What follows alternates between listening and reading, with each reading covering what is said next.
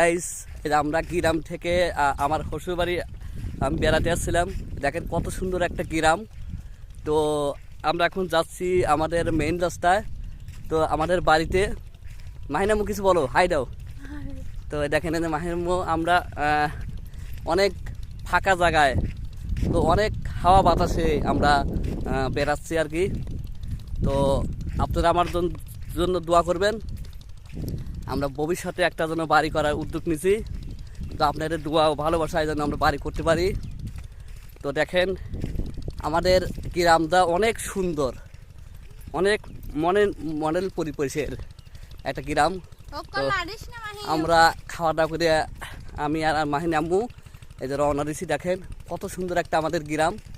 Wow wow, খুব সুন্দর একটা গ্রাম। তো এই দেখেন এই যে আমার মাহিম হাই দাও। দেখেন মাহিম মুখে